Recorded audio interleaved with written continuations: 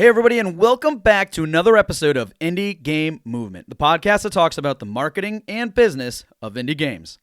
I'm Andrew Pappas. I'm going to be your host today, and this is episode 270, where we're going to be talking about why communication matters, my GDC in review. Now, in light of getting back from GDC recently, I figured I would take a moment to share my experience of the conference and the main takeaways I gathered from being a speaker at the event, and the common theme that I found that seems to be on top of devs and other partners' minds too. So that's what we're going to be talking about today, right here on IndieGame Movement.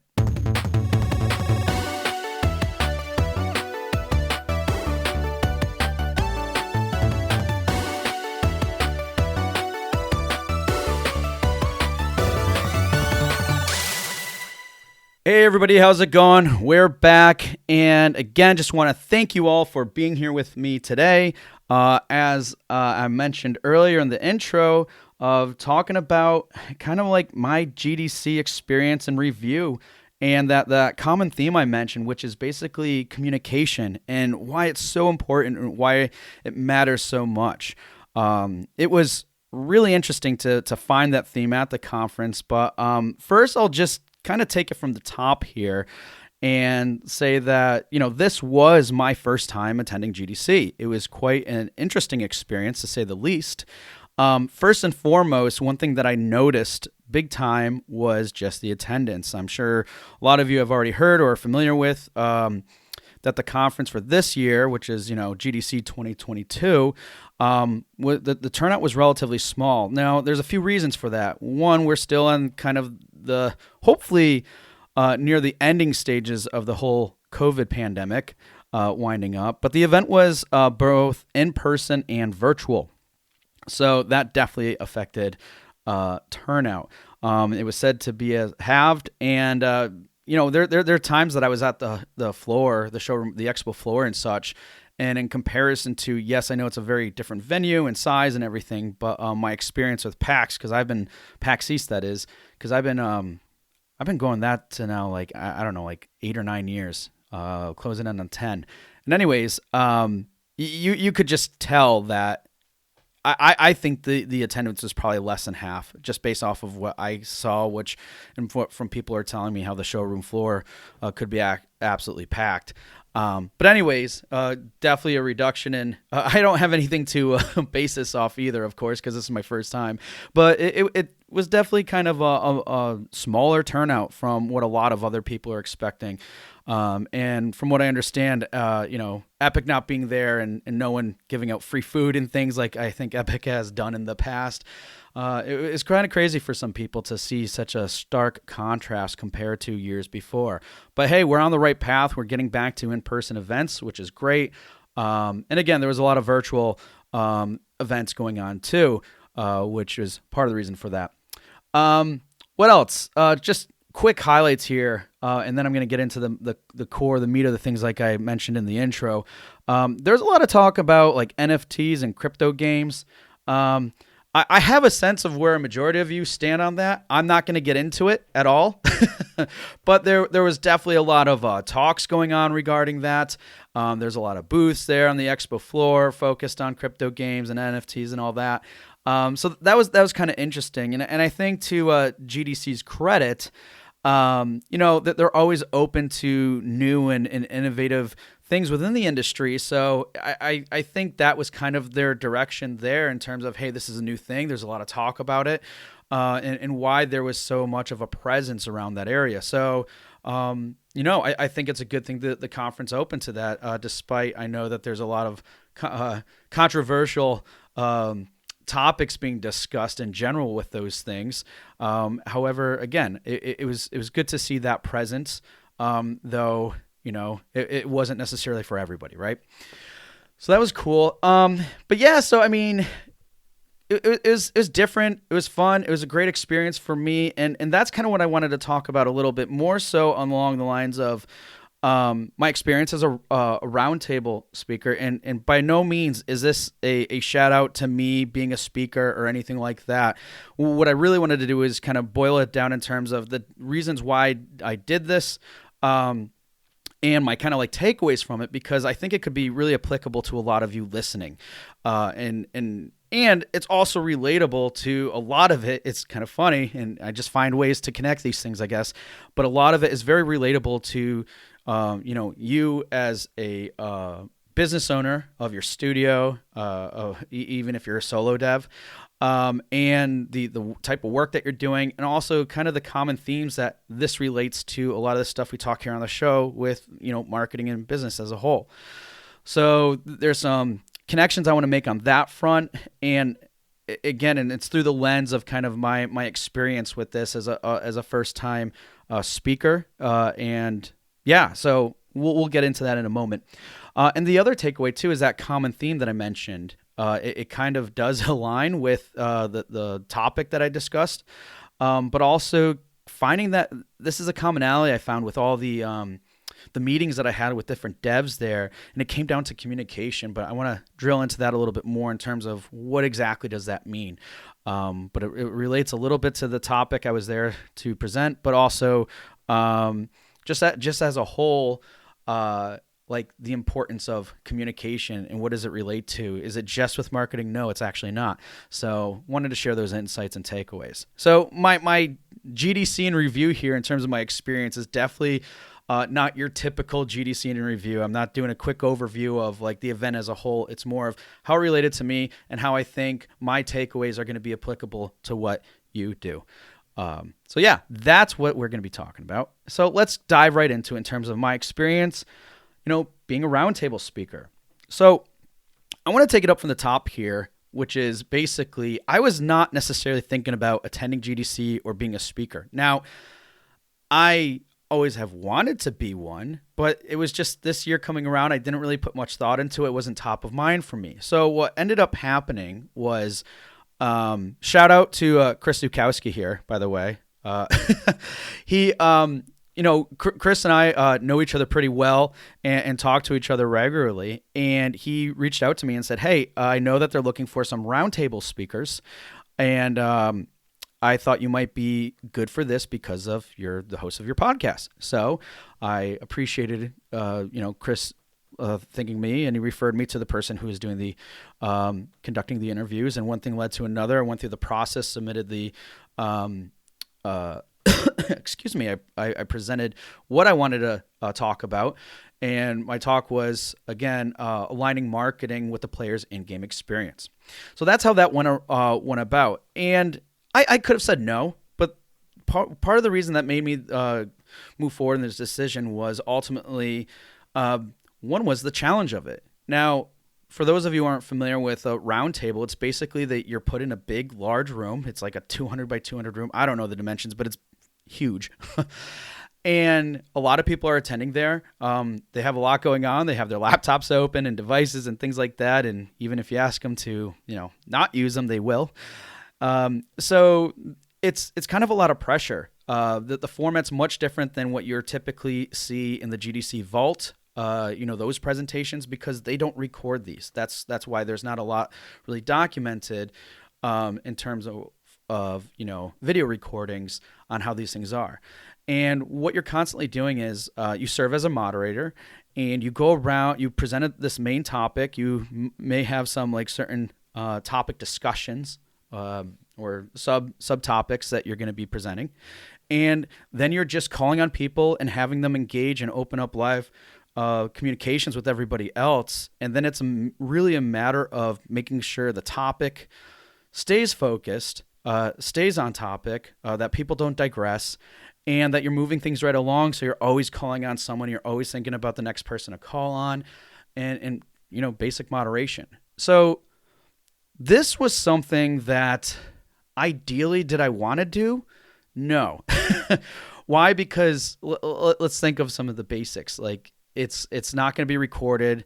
There's not going to be like a whole lot of exposure. And I'm just being completely honest with you guys in terms of some of the reasons why it may be helpful to do these things or not, or if it aligns with what you ultimately want out of things. But I knew I wasn't going to get that much exposure from doing it, which I was okay with. Honestly, at the end of the day, it was really about having the opportunity to go to GDC because I was always wanted to, and this seemed like a good fit.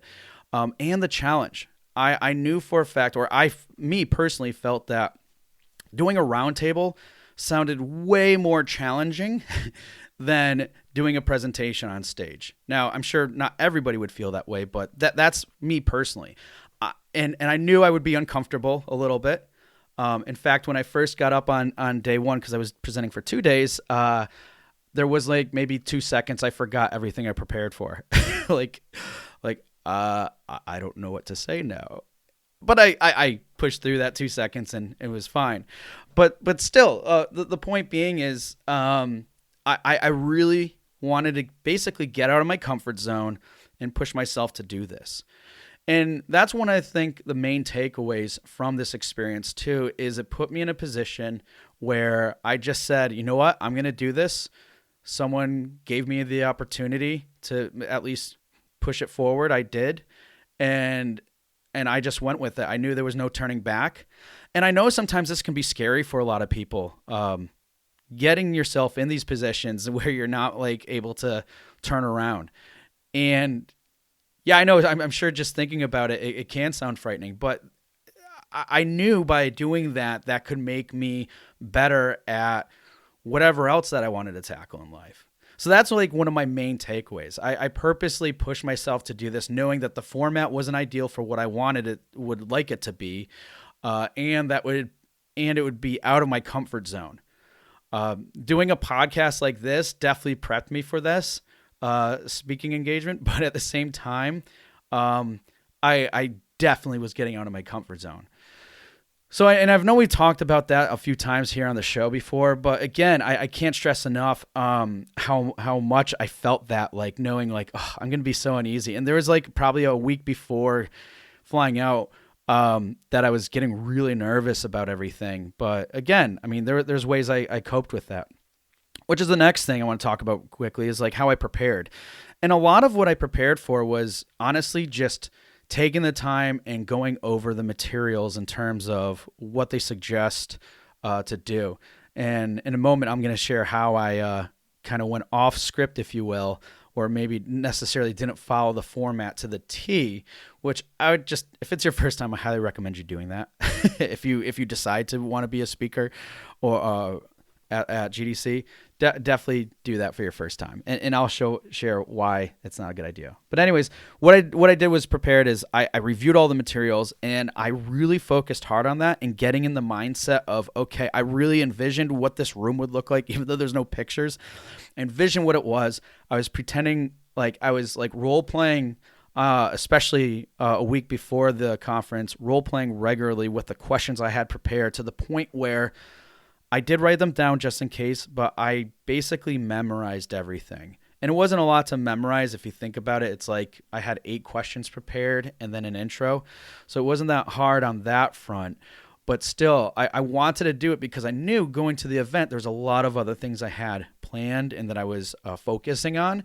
So I wanted this to be basically on autopilot once I stepped in there. And I think that's really important to think about because if you're going to an event like GDC, there's going to be certain focuses that you have.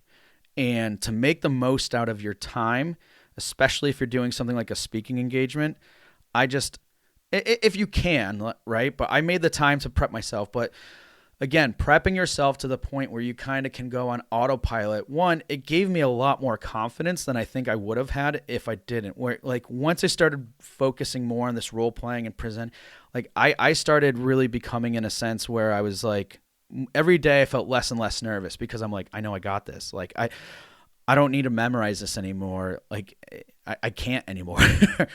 And that confidence helps out tremendously, I must say, because then what happens is instead of worrying about it, you're more focused on what your main objectives are at GDC. And now if it's just going to a lot of presentations, then you kind of have things and using it as a learning and educational experience, that's like easy. But let's say you're doing a lot of biz dev stuff, business development.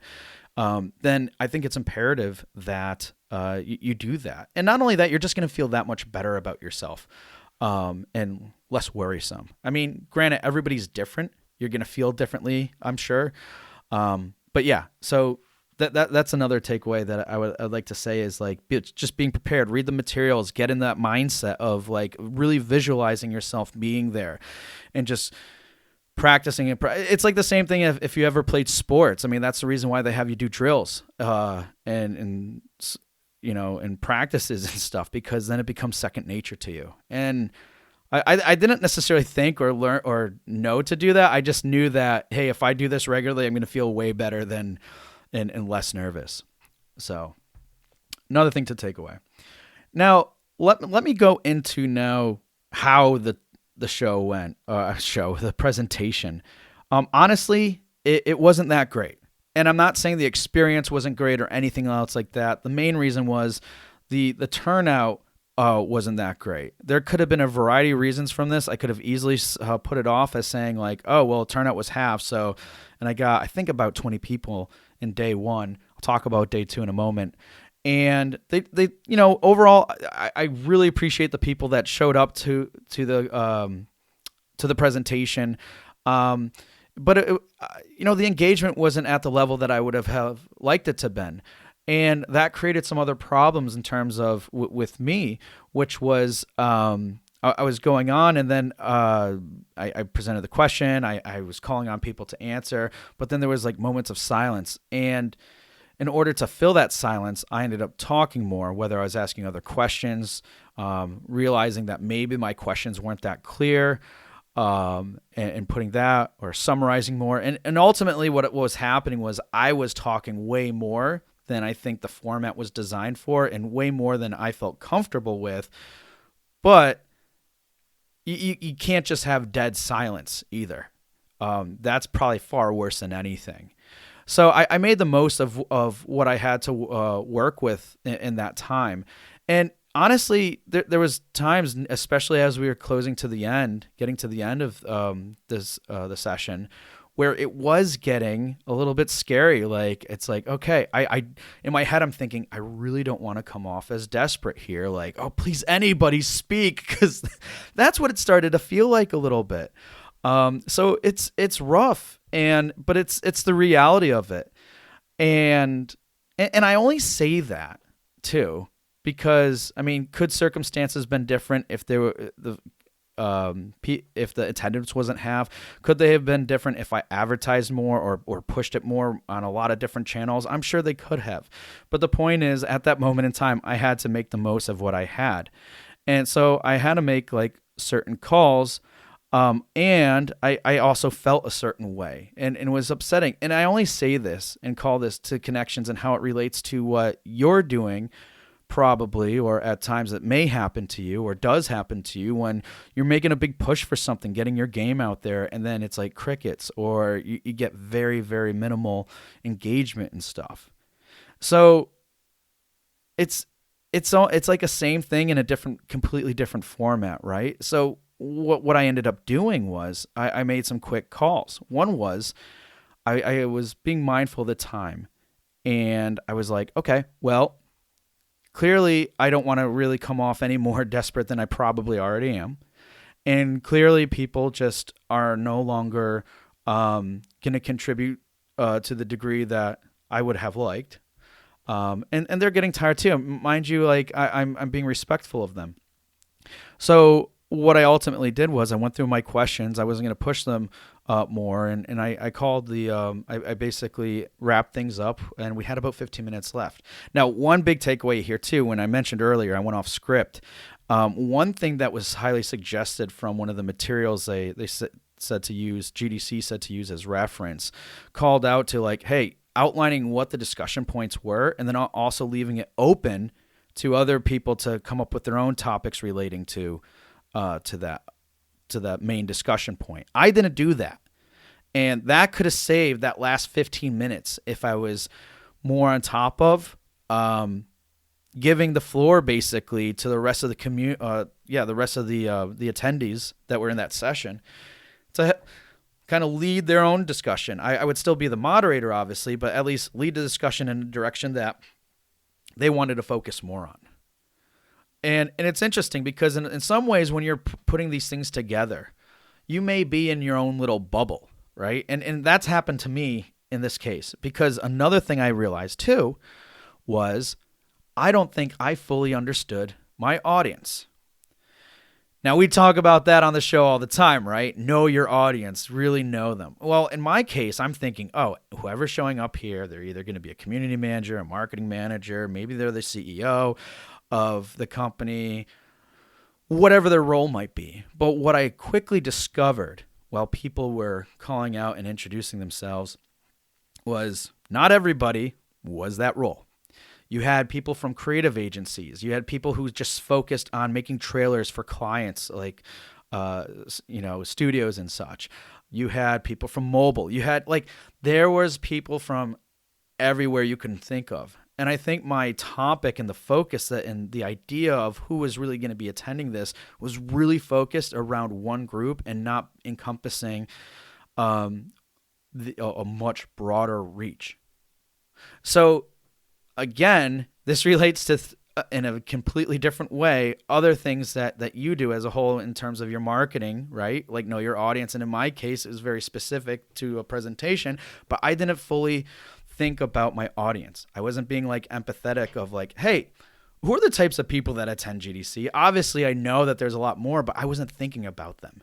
I wasn't thinking about all the different possibilities of people that could show up. And I think that kind of was part of the reason for kind of in some cases, the lack of engagement I want. And maybe I'm being a little hard on myself, but honestly, I'm just trying to be true and realistic to a degree too. So, that was just really interesting to kind of come to that realization and why everything that you do is really important when it comes down to knowing your audience. Another thing too, when I said follow some of the guidelines, one thing I noticed too, and this is a little small thing, but they suggested have people introduce themselves at first, and if it's their first time speaking, and then after that, if they don't need to if they already did, right? Well, I decided to go off that format for the first question, and because my focus and goal was to really have people just quickly shout off answers and such, not introduce themselves. Now, that didn't necessarily backfire, but what it did do is kind of set the cadence in terms of anytime I called on someone, no one was introducing themselves. Is it a big deal in the end? No. Did I don't think so. But did I ask, and I asked permission from some of the people there if it was okay. But still, I realized that, that one little thing, just because I decided to change it differently, turned it threw things off. Because now no one was introducing themselves. And like I said, I don't think that's a huge deal, but I still think it's important because it can help validate in terms of why this person is contributing to the conversation because of what level of expertise they have based off of their role or other factors. And so again, it's kind of a moot point, but it's important to be aware of these types of things when you're considering these things. Now, I mentioned I would talk about session 2, and that was so basically I had 2 sessions planned. They were both the same exact thing. Just one was on, I think, Wednesday, and the other was on Thursday. But they listed as day 1 and 2. I think that could have had impact too of what happened for day 2 because on day 2 only 4 people showed up. Now again, as I mentioned earlier, if you're trying to make a push for something or you're going to do something and show up for it and then no one else does, that can be really heartbreaking, right? But here's how I made the most of it. Well, one and foremost, the whole reason while I was at this event wasn't necessarily for me. So what I did immediately was there are 4 people here, and it's not about me. As much as that turnout really sucked, it's about them. They are here for this event to get the most out of it, right? Whether it's my presentation, another presentation, or maybe some other important, or maybe it was just simply downtime they needed because they're so damn busy. So I put that into perspective real quick. I was like, this is not about me. So what I did was I went up to the people that were present and I said, hey, look, obviously this is not the turnout we expected, but I value your time. So if you have something else to do, please, I would encourage you to do that. However, if you would like a really focused conversation about this topic, you can stay, and I'm more than happy to have that discussion with you. Well, 2 people left and 2 people stayed. And I have to tell you, I was so grateful that I did that because, one, it put me at ease about the situation. I'm sure it put other people at ease because now they're like, hey, I freed up some time. Great. And then the 2 people that stayed, I had such great, and I'm sure they got the most out of it too, such a great conversation. It was so much more focused. It was nothing that I would have expected based off of the turnout or just based off of the event too. I didn't think it would be possible to have this, but it was so focused and everything else. And plus it was in a much more relaxed environment too. So it put me at ease, and a lot came out of it. So the reason why I'm sharing that is because I wasn't planning for this. It wasn't anything I thought. It just kind of happened. But what I did was I just made the most out of what I had. And again, I try not to put it about me in terms, even internally. I focus that, and by changing my mindset, and I honestly don't have any advice in terms of how I got to that point or anything like that. But and I'm sure it is a accumulation of all other experiences that I've had in my life. But the point is, by doing that, it put me at ease. It made things a lot better in terms of more relaxed. And the session that I had was really helpful for both of the people that I spoke to. One of which was great because he said he never has an opportunity to talk about these things in any capacity. So it was rewarding for him. And then the other person who attended was grateful because the insights that individual shared and that we were, all collaborating with, it was extremely helpful for the type of focus that she was going to do for other things, for her marketing and stuff like that. So again, I'm sorry if I went too much on a tangent with this experience in particular, but I hope there was something that you could pull from this in terms of if you're ever considering, wanting to be a speaker or wanting to do a roundtable at GDC. And I highly encourage all of you that are listening to, if it is a matter of getting out of your comfort zone to do this. But for others of you too, maybe if it's not necessarily the case, but let's say you're looking to find a way to kind of to really be an authoritative figure or a thought leader, in the space of this industry, that is nothing but an amazing opportunity for you to take part in, and to push yourself and strive for it to do. But here's the thing too.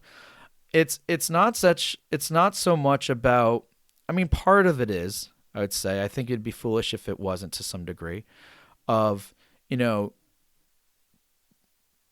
using this as an opportunity to position yourself, right, a little bit better. But the other part of it too, if you especially have an interesting take on something that you value, and also value that what could be shared with the rest of the community, then all the more reason to go out there and do it. And that's, again, a big part of why I was doing this too. A lot of it, I guess, if you will, was more for self-development. Definitely some aspect of being more of a thought leader in the space too, but also to help people out. Because for me personally, the whole concept of aligning your marketing with the players in game experience is absolutely essential. And I see it happen all the time where those things don't necessarily connect for one reason or another. And it could make all the difference in terms of how your business succeeds. So I knew that this conversation, despite the turnout, would be very valuable to people. And maybe not as valuable as maybe some other things that were going on and stuff. But hey, I'm a firm believer in it, and that's what I strive for. But again, I think the same can go for any of you, and I would highly consider it for future, not just GDC, but possibly other events too, if that's a direction you're looking to do. So. All right, done with the roundtable speaker, my experience there. But what I wanted to kind of wrap things up with is talking about this common theme that I found. which was communication. So how I came about this was a couple of things. One, obviously my talk. The talk that I was doing was very top of mind for me, which was, again, that whole aligning the marketing with the game experience. And a big part of that comes down to communication. How do you communicate or convey the right messaging? And on session 2, that person, the two people I was speaking with, one of them worked for a creative agency. And what was really interesting about what he was sharing was it wasn't just him and his team making creative assets, creative media, like trailers and other media to use to promote their clients' games. What it really was coming down to is really effectively and completely focusing on the client, on the game, to the point where they almost knew the game better than the client. And I know that sounds crazy, but what they really did is fully understand everything that they possibly could. And they even evaluated to some degree how the communication was going on within the team. Because they were asking really important questions like, what do you see this game to be? What do you see in the case? And what they found out was a lot of people within the team had their own vision, their own idea of what the game represented, what the game was, how it be interpreted by their audience.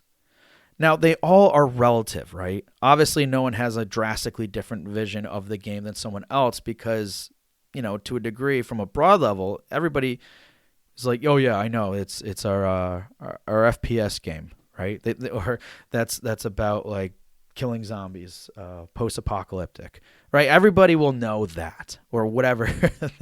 I made that up off the fly. But like whatever their game is, they're essentially going to know it. But when you get down into the core elements of it, everybody's idea might be a little bit different. And I know in past episodes we've talked about, communication and getting people on the same page and how important it is so everybody fully realizes that vision. Well, it was really interesting to hear because here's a creative agency that's really focusing on getting to the core bottom of it. And in some cases, it's down to the point where they're making sure the entire team is on the same page, because then when they are, the team, the studio, can better and more effectively communicate what it is that really needs to be communicated from a marketing perspective. And then it was this guy's job to take that, apply it to the rest of his team, and effectively communicate that to whoever's cutting the trailer or doing other promotional banner art or whatever the case may be, and therefore aligning the messaging across, from internally from the team to the agency, and communicating that to people. And that was such a really cool experience in terms of, again, how important it is to aligning everything, but not just from, marketing to showcase how the marketing is very insimilar or in line to what the player is going to play like, but more so of like by aligning everything from internally all the way to the player. It's that messaging, that understanding of what the game is essential, because it could just take for someone within the team a few different ideas or concepts of what they think the game is and then realize it's not. And that, think of it as this way. If you chart a course in a certain direction from point A to point B, right? But then let's say that course changes from the starting point 1 degree. You're totally going to, and especially depending on how long that path is, you're definitely going to miss point B if it's 1 degree off. And that's essentially what was happening and what this creative agency identified. Now, why am I sharing this with you in such detail? Because his conversation really related to a lot of other things that I was noticing with the meetings that I was having. So, quick context, a lot of the meetings I was having was for business development, but it was also for potential partnerships to see how I could learn more about other services that are out there and provide additional offerings or referrals to clients that could use those services.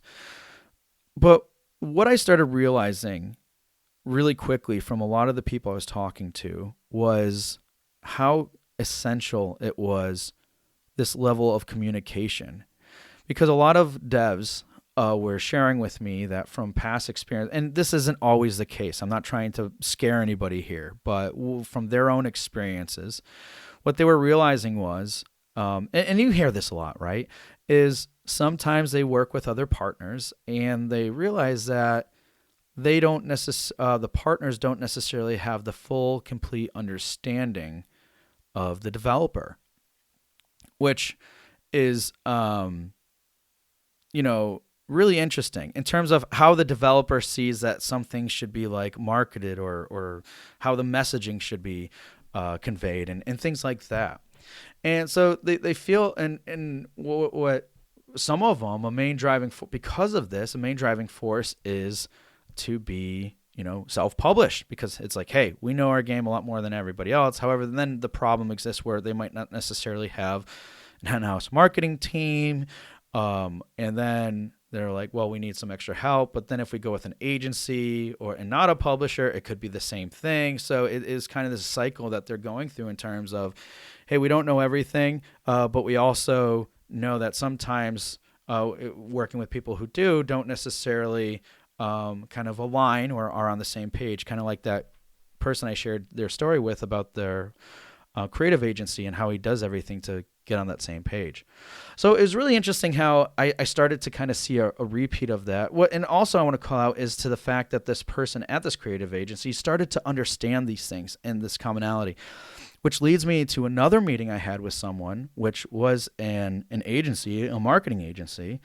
And a large part of what our meeting was about was understanding that, or them also realizing that, hey, with the clients that we're meeting with and everything else, it's imperative that we are more in tune, more ingrained with them to understand their audience better, understand them better, to the point where, again, everybody's on the same page.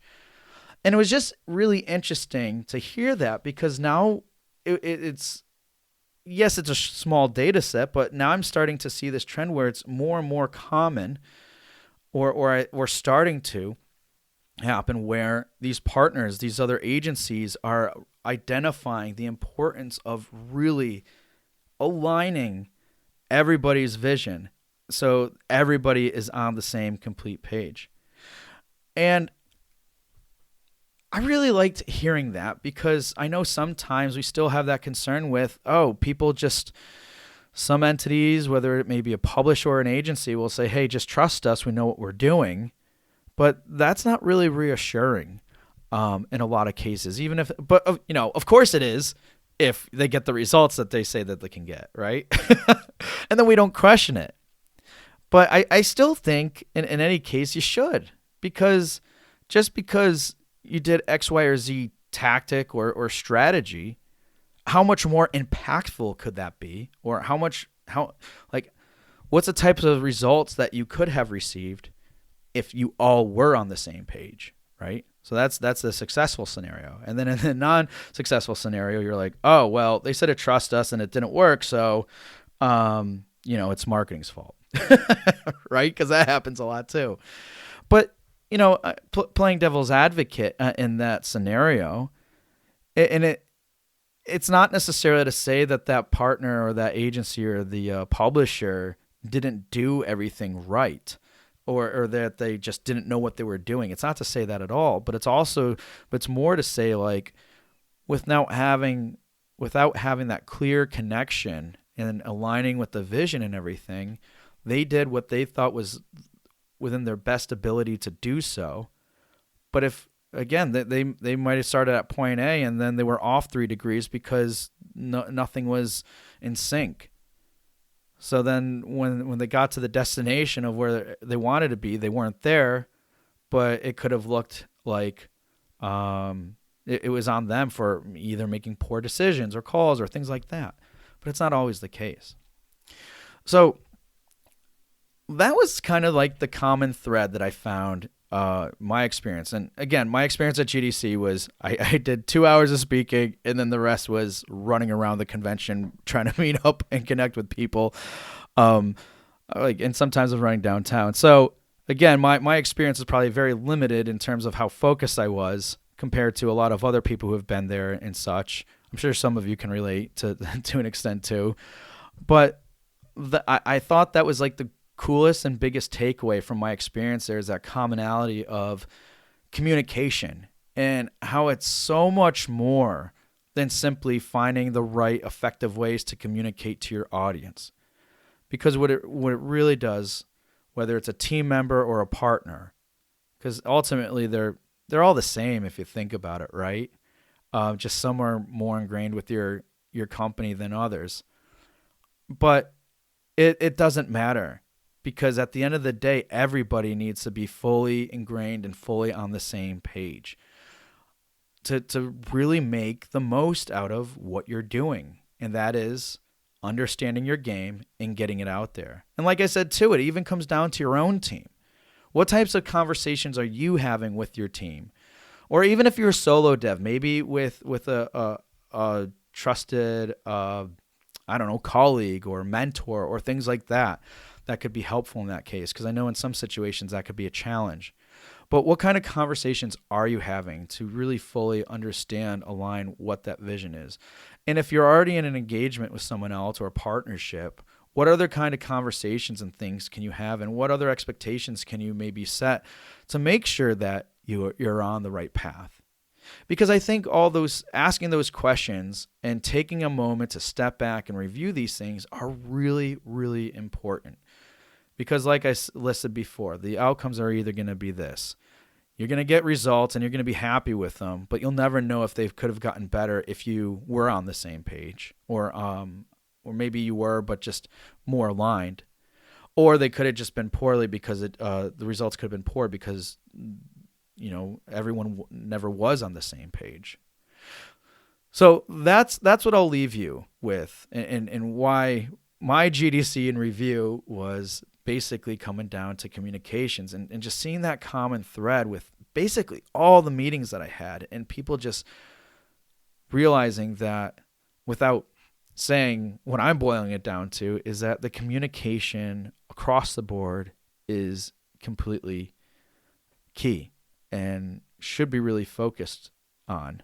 And those questions and conversations need to happen if you're really going to make the most out of getting your game out there.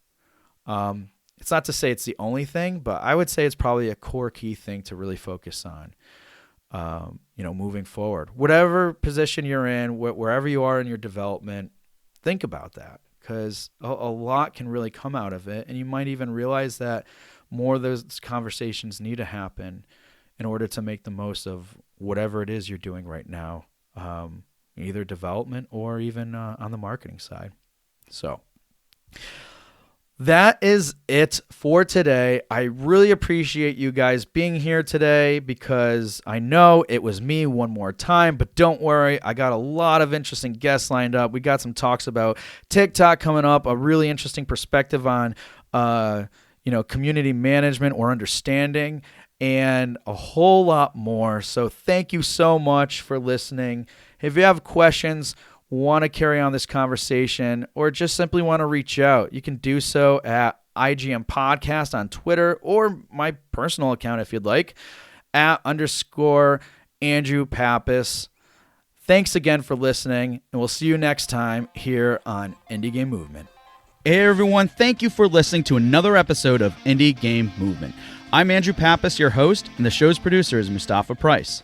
If you enjoy and value the show's content, you can support us even more by going to Patreon and visiting www.patreon.com/IGM podcast and select the tier that best suits your needs. Show notes for this episode can be found by visiting rengenmarketing.com, the number episode of the show. Rengen Marketing is a consulting marketing company that helps indie devs with their marketing efforts. Whether you need guidance with your game's marketing strategy or could use a free marketing plan template, then please visit www.rengenmarketing.com and take action. A special thanks to Dakota Saw for Season 2's opening theme and Melissa Gellis for the new logo design. And as always, thanks for being such great listeners, and we'll see you next time on Indie Game Movement.